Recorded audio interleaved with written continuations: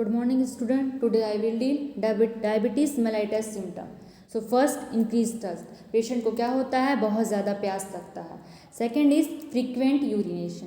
Patient को बार बार पेशाब लगता है.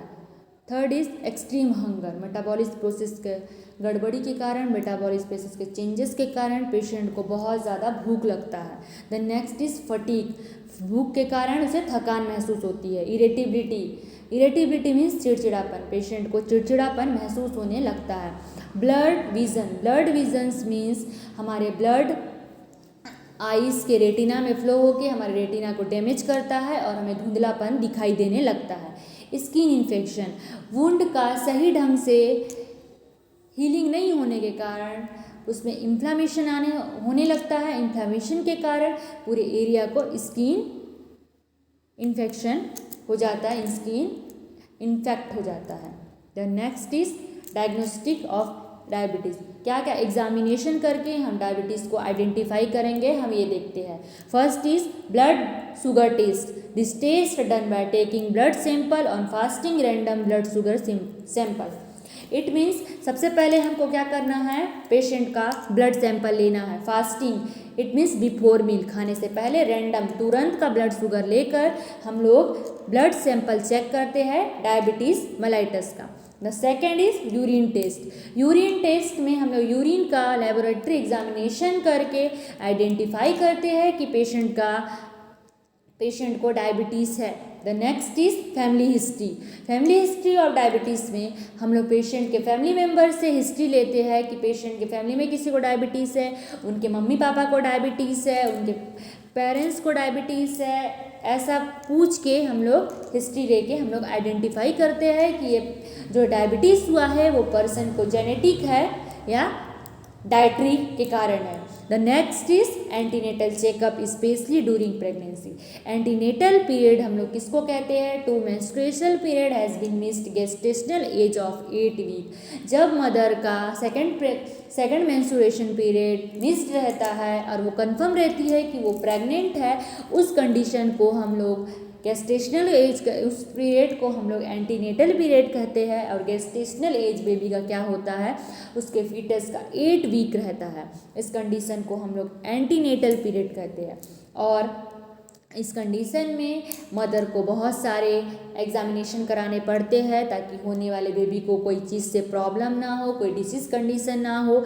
और इसके साथ साथ हम एंटीनेटल पीरियड में डायबिटीज़ भी चेक करवाते हैं ताकि मदर से बेबी को ना हो. The next is prevention of diabetes mellitus. It take place at 3 level of prevention. हम लोग क्या करते हैं, इसमें 3 प्रकार के प्रिवेंशन करते हैं. First is primary prevention. The primary prevention is based on elimination of environmental risk factor as much as possible. हम लोग क्या करते हैं, हम लोग प्राइमरी प्रिवेंशन में एलिमिनेट करते हैं, आसपास के इन्वायरमेंटल फैक्टर को दूर करते हैं हम लोग अपने आप से. The next is this measure may be taken by adopting healthy lifestyle, maintenance of normal body weight, healthy nutritional habit and physical exercise. हम लोग क्या लेते हैं, क्या चीज़ को अडॉप्ट करते हैं, क्या चीज़ को अपनाते हैं, हेल्दी लाइफ स्टाइल को अपनाते हैं, अच्छी लाइफ स्टाइल को अपनाते हैं, मेंटेन करते हैं normal body weight, regular exercise करते हैं, हेल्दी न्यूट्रिशनल खाते, लो कार्बोहाइड्रेट डाइट खाते हैं, फ्रूट्स खाते हैं, ग्रीन लीफी वेजिटेबल्स खाते हैं और फिजिकल एक्सरसाइज करते हैं, रेगुलर एक्सरसाइज करते हैं, अपने बॉडी को फिट रखते हैं, जिसके कारण हमको डायबिटीज़ मेलाइटस कॉज नहीं करता है. The next is dietary changes. Try to limit carbohydrate and take to fruit vegetable and not fat milk. हम लोग क्या करते हैं डाइटरी चेंजेस में, डाइट में हम क्या मेंटेन करते हैं, हम लोग लो कार्बोहाइड्रेट डाइट लेते हैं और ग्रीन लीफी वेजिटेबल्स लेते हैं, फ्रूट्स लेते हैं और नॉट फैट मिल्क लेते हैं, जिसके कारण हमारा डायबिटीज़ मेलाइटस नॉर्मल रहता है, मेंटेन रहता है. The next is physical activity. Regular physical exercise इससे इम्पॉर्टेंट इन रिड्यूसिंग वेट. ये जो रेगुलर एक्सरसाइज है ये बहुत ही इंपॉर्टेंट होता है वेट रिडक्शन का, वेट को रिड्यूस करने का. Simple light and regular exercise में भी simple walking for half in hours daily will help an individual to maintain the weight and physical and mentally relax, simple light and regular exercise, बहुत ही simple and regular exercise करना है और बहुत ही simple way में चलना है, सिर्फ चलना है half in hours her individual को, जिससे मेंटेन रहता है उनका बॉडी, उनका वेट और वो तंदुरुस्त रहते हैं, शारीरिक और मानसिक, फिजिकली भी तंदुरुस्त रहते हैं, मानसिक भी तंदुरुस्त रहते हैं। The next is secondary prevention. Secondary program must be carried out health department clinics hospital and follow up the doctor's order। Secondary program में हम लोग क्या करते हैं, क्या क्या करते हैं, सबसे पहले हेल्थ डिपार्टमेंट में जाके क्लिनिक्स में चेकअप कराते हैं, हॉस्पिटल में चेकअप कराते हैं और जो डॉक्टर जो प्रिस्क्रिप्शन लिखता है, जो भी लिखता है उसको हम फॉलो करते हैं। क्यों? क्योंकि हमको डायबिटीज़ मेलाइटस से को कंट्रोल करना है और प्रिवेंट होना है।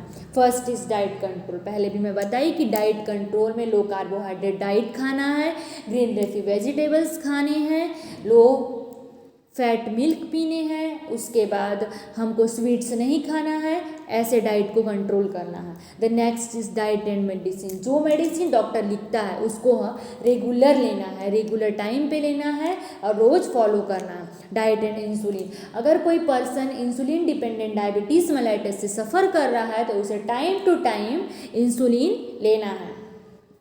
The next is self care। self care is essential component to take diabetes patient। self care एक पर्सन का बहुत ही इम्पोर्टेंट पार्ट होता है, सिर्फ डायबिटीज़ पेशेंट का नहीं, हर इंडिविजुअल का पार्ट होता है। The next is the patient must take to major responsibility for his own examination. Patient को क्या करना है, अपना एक रिस्पॉन्सिबिलिटी लेना, अपना एक जिम्मेदारी लेना है कि मेरे को खुद का एग्जामिनेशन करना है। Example, if possible blood sugar monitoring. अगर पेशेंट के पास ग्लूकोमीटर है और वो ब्लड शुगर टेस्ट कर सकता है, करने के लिए कैपेबल है, तो उसे अपना ब्लड शुगर मेंटेन करने के लिए टाइम टू टाइम टेस्ट करते रहना चाहिए। Self administration of insulin. अगर डॉक्टर ने इंसुलिन लेने के लिए प्रिस्क्राइब किया है पेशेंट को और वो टेक्निक बताया है कि किस कंडीशन में कैसे हमको इंसुलिन इंजेक्ट करना है अपने ओन बॉडी में, तो वो ओन एडमिनिस्ट्रेशन, सेल्फ एडमिनिस्ट्रेशन, खुद से इंजेक्ट करके इंसुलिन लेना है। The next is tertiary prevention. The neglected diabetes can be quick serious complication. अगर हम लोग डायबिटीज़ मेलाइटस को नेग्लिजेंस करते हैं, ध्यान नहीं देते हैं, अगर इसको हम लोग बोलते हैं कि ये तो बहुत ही छोटा मोटा बीमारी है, इस टाइप से अगर सोचते हैं तो हम लोग को क्या क्या चीज़ से सफ़र करना पड़ सकता है, हम ये देखते हैं। Retinopathy. Any damage to the retina of the eye which में cost vision impaired। It often refers to retina vascular disease or damage to retina caused by abnormal blood flow। It means जब हम लोग के eyes में abnormal blood flow होता है तो retina damage होने लगता है। रेटिना डैमेज होने के कारण इम्पेयर्ड होता है ब्लर विजन और आँखों को धुंधलापन दिखाई देता है। The next is nephropathy। It is a kidney damage that result from having diabetes। Having high blood glucose level due to diabetes can damage the part of the kidney that filter your body। It means kidney का काम क्या होता है, filtration करना। जब glucose level वाले blood को वो फिल्टर करता है तो सही ढंग से फिल्टर नहीं कर पाता है और ग्लूकोज के जो मॉलिक्यूल्स होते हैं वो किडनी के फिल्ट्रेशन लेयर पे रुक जाते हैं, जिसके कारण हमारा किडनी डैमेज होने लगता है और सही ढंग से ब्लड फिल्टर नहीं हो पाता है। The next is neuropathy. Neuropathy means तंत्रिका। इसमें हम लोग क्या करते हैं, मेडिसिन और ट्रीटमेंट स्टडी करते हैं, ट्रीटमेंट का डिसऑर्डर का स्टडी करते हैं और इसमें भी क्या होता है, होल बॉडी में ब्लड ग्लूकोज लेवल वाला ब्लड फ्लो होता है और ये क्या करता है, तंत्रिका तंत्र को भी डिस्टर्ब करता है। The next is cardiovascular complication. हृदय से रिलेटेड संबंधित कॉम्प्लिकेशन, कुछ परेशानी जैसे मायोकार्डियल इन्फेक्शन। मायोकार्डियल इन्फेक्शन एक ऐसा कंडीशन होता है जिसमें हमारे हृदय के सेल हैं, जो कोशिकाएं हैं, उनका डेथ होने लगता है, जिस कंडीशन में पेशेंट को भी डेथ होने की संभावना होती है। इसी कंडीशन को हम हार्ट अटैक के नाम से भी जानते हैं। द नेक्स्ट इज अथरोस्क्लेरोसिस, हमारी जो आर्टरी है वो नेरोइंग हो जाती है और ब्लड क्लॉट हो जाता है, जिस कंडीशन में हम इसको अथरोस्क्लेरोसिस कहते हैं, और ब्लड फ्लो नहीं होने के कारण सडनली पेशेंट का भी डेथ हो जाता है। Peripheral vascular disease, it is a sign of fatty deposit and calcium, इसमें क्या होता है कैल्शियम और फैट का डिपॉजिट नहीं हो पाता है और हमारे आर्टरी के जो वाल होती है वो नैरोइंग होने लगती है, इसके कारण ये पेरिफेरल वस्कुलर डिसीज होता है। ये कंडीशन किस किस कंडीशन में पाया जाता है, जैसे कि कोई पेशेंट बहुत ज़्यादा स्मोकिंग कर रहा है, एज फैक्टर हो गया, डायबिटीज़ है, ये सब कंडीशन में पेरिफेरल वस्कुलर डिसीज होने के चांसेस रहते हैं। टर्सरी प्रिवेंशन में मैं बता देती हूँ कि नेग्लिजेंस करने के कारण हमको बहुत सारे कंडीशन से सफ़र करने पड़ते हैं। पहला है रेटिनोपैथी, रेटिनोपैथी में क्या होता है, हमारी रेटिना डैमेज हो जाती है और आंखों में धुंधलापन दिखाई देता है। नेफ्रोपैथी, इसमें किडनी डैमेज होता है, किडनी डैमेज होने के कारण उसका वर्क प्रॉपर नहीं हो पाता है। न्यूरोपैथी, तंत्रिका तंत्र में बहुत सारे चेंजेस दिखाई देते हैं। नेक्स्ट इज कार्डियोवास्कुलर कॉम्प्लिकेशन, हृदय से रिलेटेड बहुत सारे बीमारी से हमको सामना करने पड़ते हैं। पेरिफेरल वस्कुलर डिसीज भी होते हैं। The next is role of nurse in prevention and control of diabetes mellitus, nurse का क्या क्या रोल है, क्या क्या नर्स को करना पड़ता है जिससे वो कंट्रोल कर सकती है एक पेशेंट का डायबिटीज मेलाइटस को। Health education is essential component for prevention, early diagnosis and treatment of diabetes mellitus. Health education क्या होता है, बहुत ही इंपॉर्टेंट पार्ट होता है प्रिवेंशन का, आइडेंटिफाई करने का और ट्रीटमेंट का डायबिटीज मेलाइटस के लिए। पहला है dietary control, patient advice to the patient to maintain the balance diet which less calorie and low carbohydrate. Nurse को क्या करना है, एडवाइस देना है पेशेंट को कि वो मेंटेन करे बैलेंस डाइट को और लो कैलोरी डाइट खाए, लेस कार्बोहाइड्रेट डाइट खाए, ग्रीन लीफी वेजिटेबल ले, ऐसे एडवाइस देना है। The next is reduce obesity, मैं आपको पहले भी बताई थी कि ओबेसिटी के कारण डायबिटीज मेलाइटस होने के बहुत चांसेस होते हैं।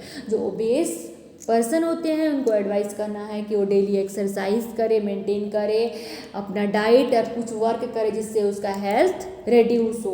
Healthy lifestyle, advice to the patient regular eating, sleeping, exercise and advice avoid smoking, drinking, drug abuse, some medication. Patient को एडवाइस देना है कि वो रेगुलर अच्छे खाना खाए, टाइम पे सोए, एक्सरसाइज करे और कुछ कुछ चीज़ों को वो छोड़े, जैसे कि कोई पेशेंट स्मोकर है तो स्मोकिंग को छोड़ना है, ड्रिंकर है तो ड्रिंकिंग को छोड़वाना है, कई पेशेंट होते हैं कि नशा करते हैं, ड्रग्स लेते हैं, बहुत सारी मेडिसिन का गलत यूज़ करते हैं, ये सब चीज़ों को दूर करने का एडवाइस देना है, ये सब चीज़ों को छोड़ने का एडवाइस देना है। The next is regular checkup, advice करना है पेशेंट को कि वो रेगुलर चेकअप करे, कराए, फॉलो करे डॉक्टर एडवाइस, क्लिनिक जाए, हॉस्पिटल जाए और वो अपना डायबिटीज मेलाइटस का ट्रीट खुद से करे।